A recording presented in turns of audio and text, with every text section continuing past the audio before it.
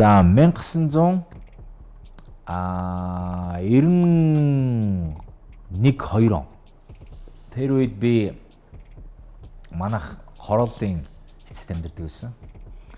Хөгжим бүжиг бол дандаа оройтч таарна. Хөгжим бүжийн хичээл маш ихтэй. Дандаа орой 9, 10 гэдэг ч юм уу эсвэл 8, 9 хүртэл оюутан сурагчид хичээлээ давтаж мэрлээ давтдаг. Миний хувьд хийлч учраас хийлээ давтаад хамгийн одоо сүүлийн баг автобусаар эцэс рүү явдаг. Тэр үуч нь чанга байлаа. Хорооллын атманууд ихтэй. Тэгээд л автобусаас буугаад гэртээ хайрна гэдэг бол миний хувьд бол маш тийм аимшиг агуур орсон мэт. Одоо тэрний цаана яаж гарах вэ гэдэг бол Түн Баатарлаг үүс бүтээгч байгаа мэт.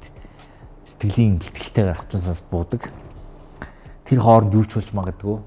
Эсвэл маш сайхан гэртээ орно. Нөгөө зөөлөн газарт нь эсвэл хатуу газарт нь гэдэг шиг. Яг замынхаа голд ортол тэндээс ай гэл хүмүүний дуудах чимээ гарсан.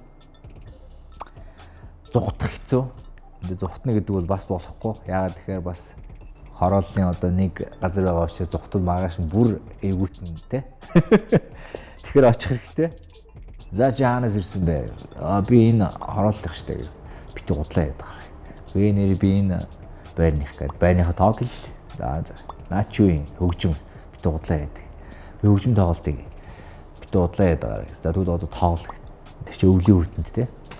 Тэгээд анх удаа үзэгчдэд тоглолт хийсэн миний бас тоглолт бол тэр голомжинд харанхууд өвлийн үрдэнд тэр 2 3 биш 5-аад атманд сонгодог бүтээлээс ихшлүүлж ирсэн тэр гайхамшигтай. Тэд нар одоо яг тэр сонгодог бүтээлийг сонссондоо бас баярлж авах хэрэгтэй.